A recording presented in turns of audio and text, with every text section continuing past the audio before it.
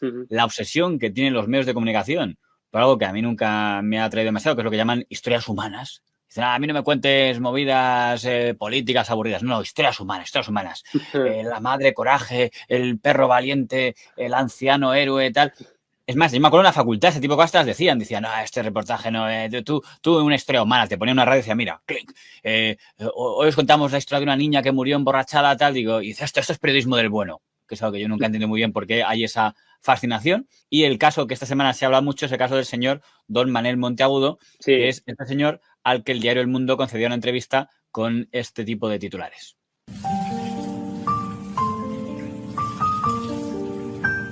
Hasta las 2 de la mañana no voy.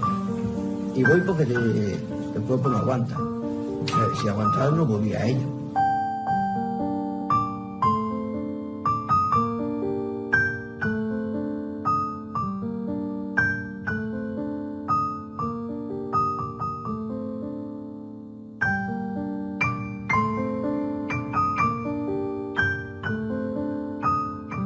Era una historia, como digamos, muy bonita, ¿no? El hombre que estuvo 35 años en coma, que se durmió con 22 y se levantó con 60 años, era la música melodramática, tal. Es un poco el tema del que ha tanto que hablar. Le gustó tanto la historia a un montón de medios. Esto lo han sacado, se han cebado las redes con el diario El Mundo, pero hay que decir que ha habido un montón más de medios que también sacaron el tema, el periódico News, que es del grupo Mediaset, y doña Silvia Charrondo, en Televisión Española, que decidió que la historia era tan buena que tenía que entrevistar en su programa a ese señor para que contara cómo había sido esos 35 años en coma. La increíble historia de Manel. Le van a ver con 22 años, en el año 1979, ahí lo tienen, cuando estaba en la flor de la vida, trabajaba como marino en un barco, se encontraba frente a Irak en ese instante cuando sufrió un accidente, él se cae, entra en coma, precisamente, fíjense, el día de su cumpleaños. Así ha estado 35 años. Se durmió en una España que empezaba a dar sus primeros pasitos en democracia y resulta que despierta en un país totalmente distinto. Claro, cuando Manel volvió a abrir los ojos, tenía 58 años y había realizado un viaje al futuro. Al pie de su cama, Conchi, su novia de juventud. Para él, irreconocible. Manel Monteagudo, muy buenos días. Buenos días. Bueno, y bienvenido, ¿no? Al futuro, que es tu presente, en el que ya poquito a poco te empiezas a mover y a desenvolver, ¿no, Manel? Bienvenido al futuro. ¿Cómo nos gusta, de todos modos, el tema fílmico, ¿no? El darle un toque novelesco, ¿no? Porque en el fondo, lo triste de esta historia, que probablemente los internautas ya conozcan, es que podría ser una bonita historia de pues, un hombre que ha estado enfermo muchos años y que ha tenido que estar siempre atendido por su señora, con muchos desmayos, tal, pero no queremos una historia así tan simple, lo queremos vender mejor. No, déjate de que ha estado malito, que desmayos, no. En coma, 35 años, se durmió un día y se levantó con 60, que era el punto clave que le daba el titular fílmico, era el titular del Mundo. Un hombre se duerme con 22 y se levanta con casi 60, tal. Y ya entonces, las redes sociales, que son un poco puñeteras, empezaron un poco a prestar atención a este tema. Por cierto, claro, los tertulianos preguntaban todos en el tema fílmico, ¿no? Dicen, oye, ¿qué le pasó? El cuajo, lo que era antes un poco, ¿no? Sobre todo la señora Nebot, ¿no? Que quería un poco la parte titular. Vamos a ver. Bueno, es una historia, Manel, la suya sobrecogedora. Tiene el accidente en el año 79, yo nací en el año 79. O sea, Yo también, sí. Casi toda nuestra vida ha estado una persona, Manel, en coma. Imagina el shock. Y yo le quería preguntar, Manel, usted está en un barco trabajando en mercante en Irak, me parece un barco alemán, tiene un accidente, se da un golpe en la cabeza. ¿Qué le dicen los médicos? ¿Cómo ha estado tanto tiempo? ¿Por qué se ha recuperado? ¿Qué pasó en su cuerpo durante 35 años? Los médicos todos, que pasaban pasé por varias manos de los médicos, todos coincidían en lo mismo, que yo no iba a recuperar jamás. Me gustaría saber, Manel, cómo es despertar una mente de 22 años que se durmió ayer, hace 35 años, en un cuerpo de casi 60. El salto debe ser, no sé, yo no sé cómo imaginarlo. Es como ir a otro planeta, ¿no? Muy impactante. Nótese que le han dado bastantes oportunidades para que aclarara. Digo, bueno, no es para tanto, que está... No, y por lo que sea, el señor se nos vino arriba y dijo... Bueno, cosas que hay. El problema es que en las entrevistas, cuando hablas mucho, pues, ahora que está, usted que además es un experto en redes sociales lo sabe, todo el mundo está mirando y todo el mundo está, digamos, cuestionando. Y ya, por ejemplo, yo no soy muy de fútbol, pero fíjese, uno de los primeros puntos que marcaron fue cuando él en la entrevista dice, la del periódico, que le sorprendió lo de que en el Mundial de Fútbol pasáramos de cuartos. yo no soy un gran experto en deportes, pero decían, ese tópico de España no pasa de cuartos es de los años 90. Por tanto, no estaba en los 70. De ahí que ya hay algunos les llama la atención. A mí, confieso que sin ser de fútbol, sin haber seguido nada de la historia, de la entrevista con la señora Incherrondo, me llama la atención este momento. Pues en el primer momento estaba muy desconcertado por causa de que estaba en una habitación que yo no conocía y mi primera impresión es que el accidente lo tuviera el día anterior, el que estaba en un hospital, pero que estaba en un hospital en Basora. ¿Quién es la primera persona con la que te encuentras cuando abres los ojos? Con una esposa, con mi novia, pero entonces ya era mi esposa. Eso de que era mi esposa, para mí era mi novia, porque yo no soy consciente de que ya era mi esposa. Bueno, pero estaba un poquito cambiada, ¿no? Porque habían pasado 35 años, yo no sé si en un primer momento la reconoces o si la ves un poquitito mayor. Tan pronto le vi la cara, la reconocí. Lo que no me encajaba para nada era el cabello, porque claro, tenía canas. Igual es porque yo soy un clásico. Pero a mí, más que insistir en la cana y tenía canas, que le pregunta, digo, ¿no te sorprende lo que acaba de decir de que era mi novia cuando tuve el coma y me levanté y era mi esposa? Porque seré yo un clásico, pero diría que no es habitual que te puedas casar estando en coma. Que era el punto que digo, ¿no le llama la atención a ninguno de los de la mesa ese detalle? Claro, si encima asumamos que en Facebook este señor tiene puesto casado desde el 21 de mayo del 83, era un poco extraño, dices, entonces, ¿cómo es el tema, no? Que es el primer punto donde, lógicamente, las redes pusieron bastante el foco en el tema. Luego hubo algunos que fueron más lejos, porque la entrevista que había concedido a la agencia EFE hacía referencia a los hijos. No se pone un poco más grande. Decía, claro, sus hijos tienen 37 y 26 años. Aquí hay algo que falla. Dices, no, es que cuando me tuve el coma no tenía hijos y nací y desperté y ya tenía 2 y hasta nietos. Eso tendría sentido únicamente si es que estaba embarazada su novia cuando le entró el coma y entonces tenían que tener exactamente la edad del coma. Tenían que ser 2 gemelas de los 35 años de coma. Lo de 26 y 37 dices, algo falla aquí. O tenemos un caso de dudosas relaciones íntimas entre una mujer y su marido en coma. Con lo cual, que es increíble, la Mata, es que a pesar de todas estas historias que estamos contando, que ningún periodista se hubiera dado cuenta que tienen que ser más bien las redes sociales y un poco iniciar ahí entra esa investigación en las redes sociales. Es decir, es increíble, ¿no? Que al final, bueno, pues veamos a periodistas, incluso en la televisión pública, que su sueldo es pagado por todos los españoles, y que al final digan datos que son imposibles de que se interrelacionen y que aquí nadie se dé cuenta. Es que es increíble. En el caso Nadia, otra historia de este periodismo humano donde los medios de comunicación hicieron el ridículo, pero ahí se podía acusar a los medios de comunicación de no haber hecho una investigación, no haber pedido partidas médicas, no haber tal.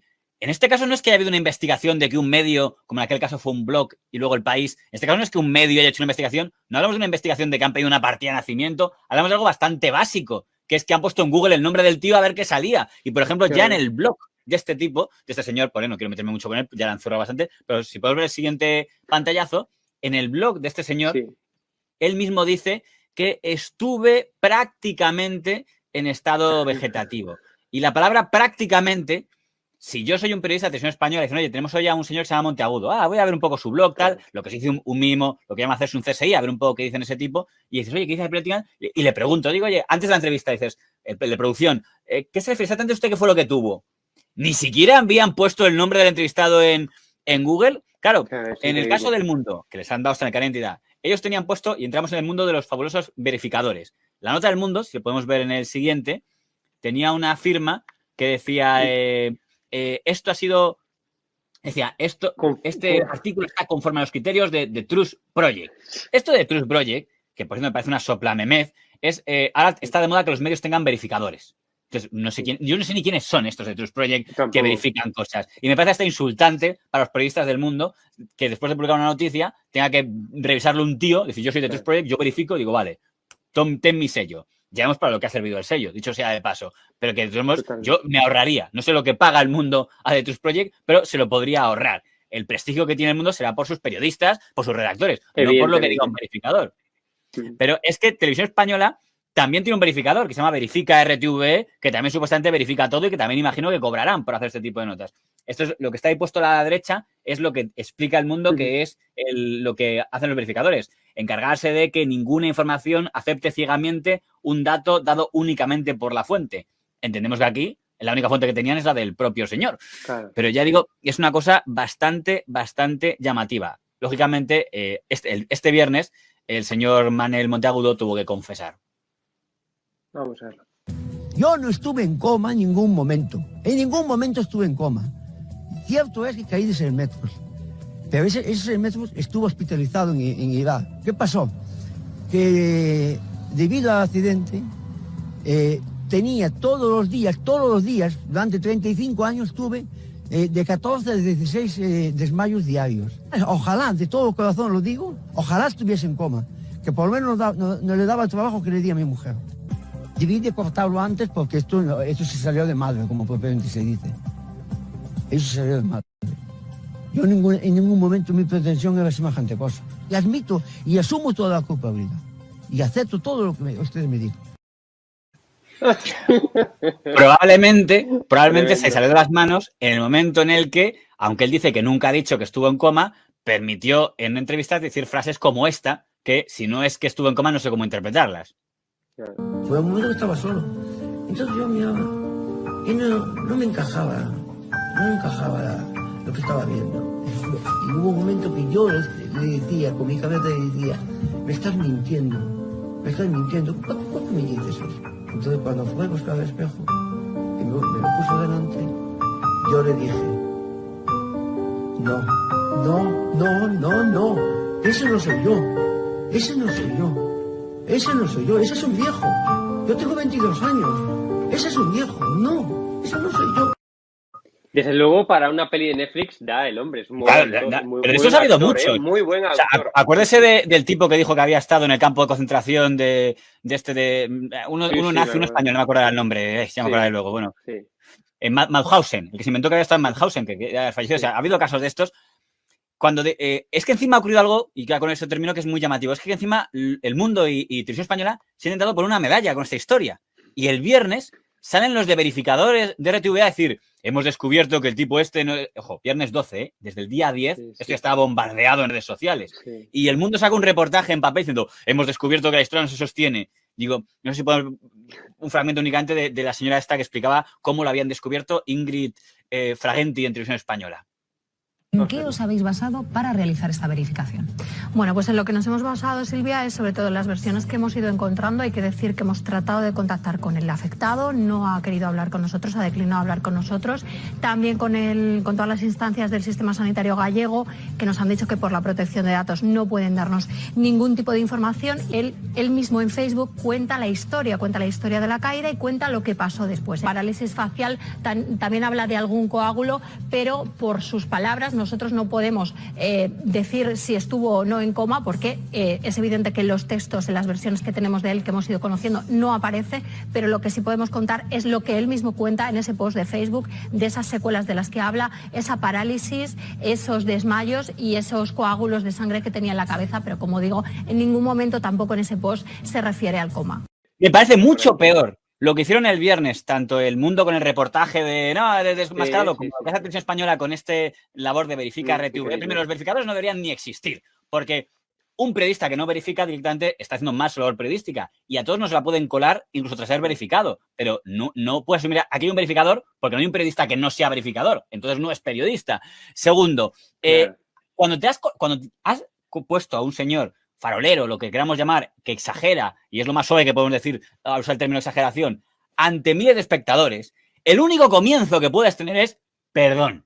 La acabamos. Claro. Es lo único que puedes decir. No puedes decir, mira, le hemos descubierto. No le habéis descubierto. Y luego, las labores de verificación, la labor de verificación, que en Televisión Española tiene a reporteros por toda España. Puede ir a la provincia donde vive este tipo y decir, oye, ¿quién es nuestro reportero en Vigo tal? Que vaya a la ciudad de este tipo a hablar con el alcalde, a hablar con... Es decir, lo tiene más fácil que el resto de medios porque tiene a gente en todas partes para que se acerque y averigüe. Eso, en teoría, debería hacerse antes. no después. Efectivamente. ¿No? Eso es lo que quiero decir. Oye, ¿por qué? Porque supuestamente el orden cronológico es, oye, tenemos a este tipo, mira, oye, aquí esto no me concuerda bien, ¿no? Bueno, pues llama y que te aclaren exactamente lo que es para no meter la pata y no decir una enfermedad que no es. Si el tema médico, cuando hay algo médico, lo primero que se hace es pedir el diagnóstico y decir, oye, pero no porque creas que es mentira, sino para decirlo bien, porque sabes que hay enfermedades muy parecidas y dices, ¿cómo se llama esto? Exactamente, es un coma, es un tal, no se hizo, pero... Y me cito, y esto insisto, y algo que no tiene que ver ya con verificar, no hablemos de verificar, hablemos de algo de rigor normal, de si tú entrevistas a alguien, lo que hace todo el mundo, por lo menos en un medio pequeño como periodista digital, cuando teníamos la sección de libros, ¿qué es lo que hacíamos cuando entrevistamos a un autor?